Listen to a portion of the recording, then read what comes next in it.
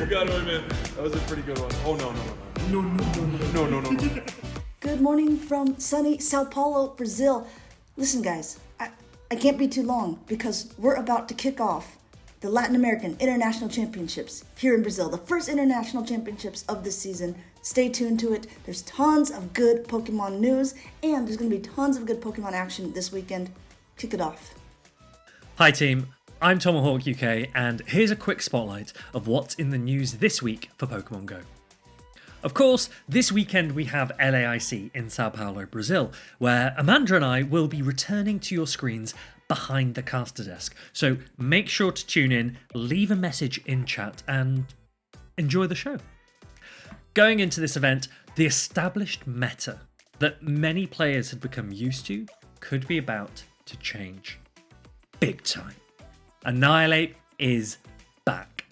Pokemon Go had a manky community day last Sunday where both Primeape and Annihilate received the charge attack Rage Fist. This gives both Pokemon access to powerful ghost and fighting type coverage, which very few Pokemon in the game can deal with. The question for every player attending LAIC is, how do you adjust? Both Primeape and Annihilate sim really well against the current meta, though Annihilate paces a bit slower, it has more fast attack pressure, and maybe looks on paper to be a little bit easier to team build around because of its beneficial ghost and fighting typing. Primeape, on the other hand, has a massive attack stat, and it paces so quickly to its charge attacks that it is definitely a force to be reckoned with. Whether you opt for Primeape or Annihilate, or neither, you can't pretend that they don't exist. And so we're expecting to see a rise in Pokemon that can keep these monkeys in check. Drifblim, Wigglytuff, even Togetic are all in consideration.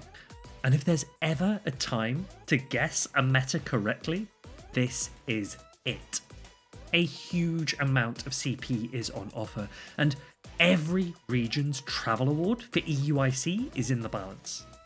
If you want my thoughts, I would try and build an Annihilate that has a high enough attack to do more damage per counter to a Clodsire, with high enough defense to not take any extra damage from each poison jab from a Toxapex. And maybe you sacrifice a bit of HP in order to reach those thresholds. But if you're a player that is competing in LAIC and you're worried about team building, and you think that every other competitor out there is in on some secret that you're not, don't worry. Everyone is panicking. No one knows what to do with this potential new meta. No one knows whether to run their own Annihilate or to counter it, or just to ignore and hope that their existing teams can manage it. If you are watching LAIC, make sure to pay attention because this is going to be crazy. There are going to be boosts everywhere. It is going to be chaos. It is going to be so fun, and it is going to be so fresh as well, because even though we've had Annihilate before, you have not had it like this. Make sure to tune in. As I say, I cannot wait to see you there. Hello everyone, I'm CrisHeroes and I'm here to bring you this week's Pokemon Unite news. Starting with the biggest news, as Psyduck will be joining Pokemon Unite tomorrow on Thursday as a ranged disruption supporter, similar to like Sableye and Mr. Mime. It doesn't really have any healing like a supporter would suggest, but it definitely has a lot of damage, a lot of stuns, and still feels also quite tanky. So kind of an all-rounder supporter that can pretty much do anything except for healing allies. And as you maybe noticed, Psyduck will not evolve into Golduck. It's gonna stay Psyduck for the entire game, which I think makes sense. Psyduck is a very iconic and popular Pokemon. I'm actually quite happy they went with the decision of not making it evolve. As one of our first moves, we have Surf, which gets him on this wave. Turns out a Surf, we can drift around the top of this wave, very cute, and reactivate as well. And the most cool thing is the passive right here. Once we have taken enough damage, we go into a headache stage, and then our moves are even more empowered. You can see now we have even more waves being thrown out during this entire move, so, you know, it fits Psyduck very well. Then we have Bubble Beam, straight up skill shot in a direction, and auto attacks against the same target will pop the bubbles and do extra damage. Then we have Psychic. If you use it on an opponent as a skill shot, you can see right here. they get stunned, and we can drag them around to position to stun them even further. And we have Disable, which is a very annoying move as it makes the cooldowns of the enemy Pokemon hit higher. So we do it on someone, we zap them, we stun. It also bounces around to multiple targets, and in the end, the enemies will also have higher cooldowns. And then for its Unite move, which is actually called Sayaya, so it's going to be pretty funny to cast in the future for anyone who's casting this game. And we're just going to run around, be unstoppable, and then go into, or like get half of our headache counter or gauge filled up, and then we can easily go into our headache mode, which is very, very important, as that's something that this Pokemon really needs to be, because all of this empowers every single move to be even stronger. That's pretty much all you have to know for Psyduck. What is also very exciting is Pokemon Unite finally launched in China, which doesn't affect us yet, but might affect us in the future. They have a different game mode there, and it has already been announced on the esports side that 2 Chinese teams will be part of this year's EOS Cup in London, and also the Asia Champions League. So already starting to put Chinese team into our circuit. That's going to be very exciting to see, which is also kind of weird because they have a different game. They have first to 500 instead of our game mode. They have not all the Pokemon yet, so it's quite going to be interesting to see how the Chinese players will perform going up against other regions. And this Friday, the LAIC will start, where the winner of the LAIC will also go towards the Asia Champions League. So Asia Champions League already could be something huge, which is also starting this Saturday with Japan and also SEA. It's a franchise league with 8 teams each in that all will fight against each other for spots at the Asia Champions League finals. So most likely there will not be a patch this week, since we have all these esports tournaments starting on this weekend, maybe one directly after. So this will be it for the Pokemon Unite news for now. Bom dia, galera. I'm Freya Pearce. I'm coming to you here from beautiful Santos, just off the coast of São Paulo state here in Brazil. And this week, Amanda has very kindly invited me on to give you this week's Pokemon trading card game roundup.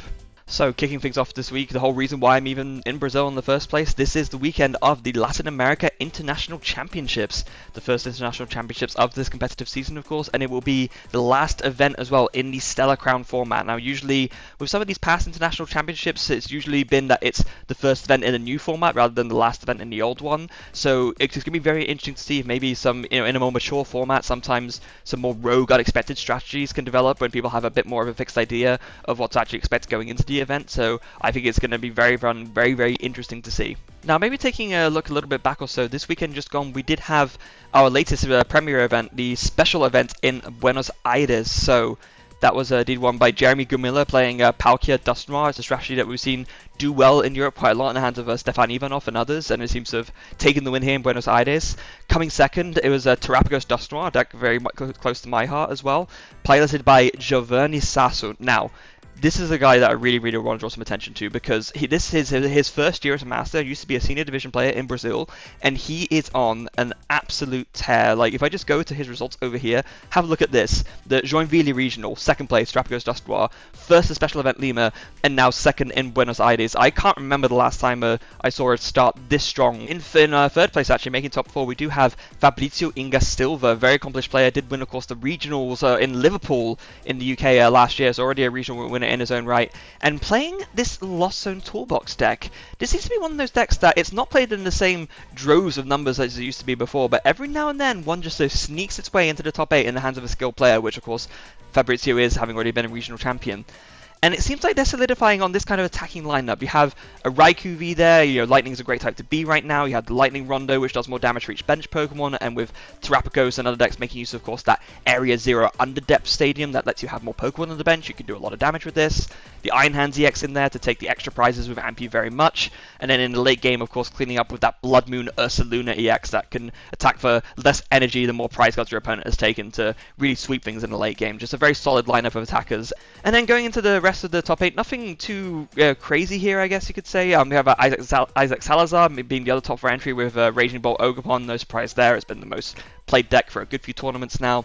Justin Hoy coming with that Miraidon, actually. That's a little bit more of a surprise. Let's take a look at the list here. We do see, I guess again, kind of somewhat of a standard lineup for Miraidon. Very interesting to note, these Miraidon decks have lately been playing 2 copies of the Pokemon Go Zapdos rather than the 1. This, of course, with the Lightning Symbol ability, you can do 10 more damage with your basic Lightning Pokemon for any Zapdos you have out. So 2 of those will, of course, top up that Miraidon EX's Photon Blaster to 240 damage, which is enough to one-hit knock out a Raging Bolt EX. Very important number to hit, hence why the Zapdos count is going up a little bit.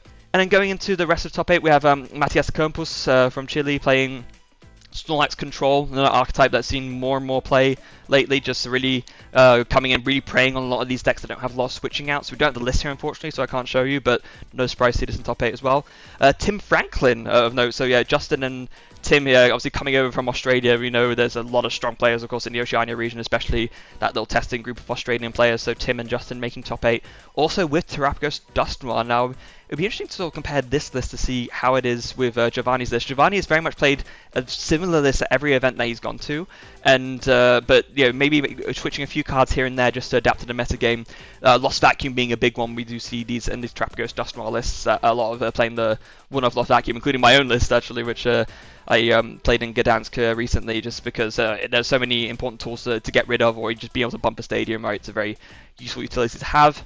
We do see there the inclusion of the 1/1 Regidrago V-Star line, though. We did see, actually, funnily enough, on the Limitless website, some of the guys from Limitless were experimenting with this, of course, with that Legacy Star ability. Much like you use it in the Regidrago V-Star deck itself, you can use it to discard the top 7 cards of your deck and then get 2 cards from your discard piles. This is a great way to get back your things like your double turbo energy. You can get back supporters and such, and there'll be no other way without this to get back some of those resources. So very cool inclusion to see as well. And then lastly, coming in 8th, we do have this Gardevoir list from Matthias Maticardi, but again, no list for that one, so we can't really see what's going on. Very interesting top 8, and it's kind of reflective of what we had so far, but with a few interesting changes coming in compared to the Gdansk regionals, which of course happened the weekend before. So how this will shape up going into the Latin American Championships themselves, we'll just have to wait and see how it plays out. Now, of course, the other major TCG-related news that happened this weekend, Surging Sparks, the latest Pokemon set, is now available for release. It just came out this weekend, just gone as well, and everyone has been going absolutely crazy, opening packs, trying to, of course, get the new cards, and especially for both collectors and players, that special illustration rare Pikachu EX, which I was very, very fortunate to get one myself, so just have a little prop here to show you guys in case you want to see what it looks like. Very, very happy to have gotten that. And I feel like the Surging Sparks, there are a few interesting competitive cards in it. The Pikachu EX definitely does have potential as well, with that Resolute Heart ability and with the Topaz Bolt attack, being able to do a one-hit knockout on other things whilst not being able to be one-hit knocked out yourself. Very, very strong, of course. The Latias EX for me as well is especially a card to pay a lot of attention to, with its ability. It lets you retreat all of your basic Pokemon in play for 0 energy, gives them all free retreat costs. That's very, very powerful, and I'm sure that's going to see use in a lot of different ways, in a lot of different decks that are basic focus, so very, very strong there. And then some of the ace specs as well are quite interesting. We see the Precious Trolley ace spec that lets you just basically fill your bench with as many basic Pokemon as you want. Very strong setup card. The Brilliant Blender that lets you discard 5 cards from your deck. It was sort of like a souped up version of the old Battle Compressor, which is such a strong card. And then also looking at attackers wise, that Cerulege EX I think is very interesting as well. Has a lot of potential, doing more damage for each fire energy in a discard pile. So you just build a deck around getting as many energies in your discard pile as possible, and then attacking. Very strong potential there as well. And lastly, to round up, TCG Pocket. This is, of course, the latest version of the trading card game that is now out in digital-only form on the mobile. It has received over 30 million downloads. It cannot be overstated what a big success in general TCG Pocket has been. I've been playing it myself, having a lot of fun with it, and I highly recommend you guys all do it too. It's a really great, fun little mini version of the TCG, both to collect and to play. And there's plenty of events going on lately here as well. So there's a Wonder Pick event currently where you can go in and once per day or so you can Wonder Pick for either a Chansey or a Meowth card with a special promo logo, which is very cool. There's some bonus free Wonder Picks you can do as well for extra rewards. And there's also a couple of events going on for play-wise. There's the Lapras EX special event where you can play against different Lapras decks and then get promo packs as rewards, and you can open the promo packs and get some exclusive cards that way. And then finally, there's an emblem event going on where it's a PvP event where the more wins you get, the more the emblems you get. There's a certain level of wins you have to get for each emblem, and so I think it's like 45 wins to get the highest level of emblem, which you can just then display on your profile for this event. So plenty going on in the TCG Pocket world as well, plenty to look forward to. Now, I think that's going to be it for the TCG this week, so make sure you tune into the Latin American Championships, everyone. Thank you all for your time, thank you for watching, and I guess I'll see you many of you at LAIC. Hey there, Pokemon trainers! Gabby Snyder here, one of your lovely North American casters for the Video Game Championship Series. With LAIC on the horizon, coming up this weekend, make sure to tune in, of course. Let's take a look back at the most recent special event that occurred last weekend in Buenos Aires. And let's talk about how that may impact one of the biggest Pokemon events of the season. While there was no official stream for Buenos Aires, matches from top 16 onwards were streamed on Capsule Carp's Twitch channel, so thank you for that, Pokemon Trainer. Matches shown featured North American competitor Kyle Livinghouse's run up through top 4, alongside of fan favorites Juan Salerno, Miguel Esch Barbosa, and eventual winner of the Buenos Aires special event, Javier Nain. Other names to keep an eye on from these results include third place finisher Diego Ferreira and top 16 finishers Renzo Navarro and Sebastian Escalante, who are all expected to compete next weekend at LAIC. What about the metagame? While full usage stats were not published, we do have top cut results, and they are posted over on Victory Road. Looking at the top cut results, Pokemon like Dragonite and Ursaluna Blood Moon continued their rise in popularity, like we saw in Gdansk. However, Pokemon like Dondozo and Tatsugiri, who have been slowly picking up momentum over the season, were nowhere to be seen. While I personally doubt this will hold true as we enter LAIC this weekend, it is always cool to see what little snapshots we can of the events down in South America, and I really hope that someday we get the full Pokemon results like we see from other tournaments around the world. Also, one final shout out to Diego Ferreira for getting third using Meowstic. This is a Pokemon that hasn't been popular in VGC since around 2018. And while it was always used in like a Trick Room kind of mode, thanks to the Prankster ability it has and access to Trick Room, what was really cool about his team from Buenos Aires was the fact that it had Imprison alongside of that Prankster, so you could stop any other users of Expanding Force and Trick Room.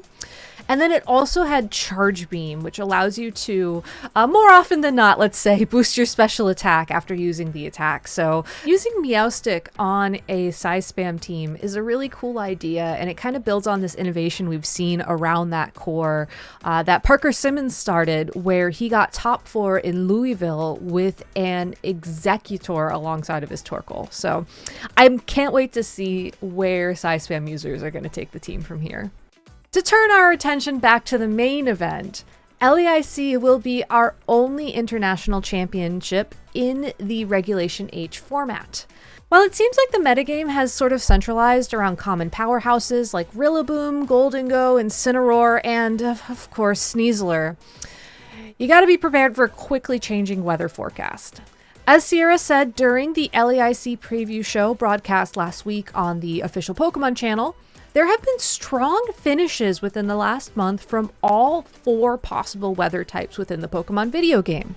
You have trainers like Federico Camporesi and Javier Nain, who won their events with Pelipper and Archaludon, making use of the Drizzle ability to set the rain, and then Archaludon gets an Electro Shot attack right away, which will boost its special attack one stage. Very powerful and has been very popular throughout Regulation H.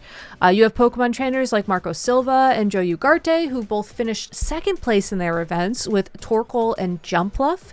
Torkoal setting Sun with the Drought ability, and then Jumpluff getting super speedy thanks to its Chlorophyll ability, alongside of a Fire-type Choice Specs user.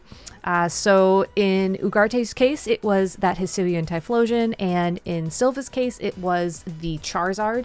Both absolutely terrifying Pokemon to be in front of.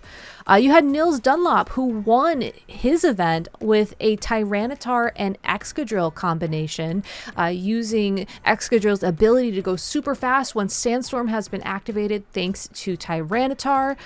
And then also Victor Mendina, who has one of the most recent finishes with a Alolan Ninetales who can set snow thanks to its ability, and then be super powerful attacking with Blizzard and Choice Specs, or maybe even just setting up an Aurora Veil to help the defenses of the rest of the team. The really interesting thing about all of these teams is that they are all viable in the format right now, and it's really hard to say which one has an edge over the other because they all have their drawbacks and they all have their advantages. So as we move into LAIC, keep an eye on the weather forecast because it's probably going to get sunny, rainy, snowy, and sandy out there.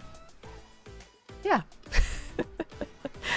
And of course, if you want to get in on that weather action yourself, keep an eye on the broadcast for a special download code that will allow you to download a shiny Pelipper from Patrick Connor's winning team at the North American International Championships last year. This is such a cool event because I think it's one of the first times we've seen a shiny Pokemon be distributed from a winning team, barring the shiny Arcanine that was distributed in the past.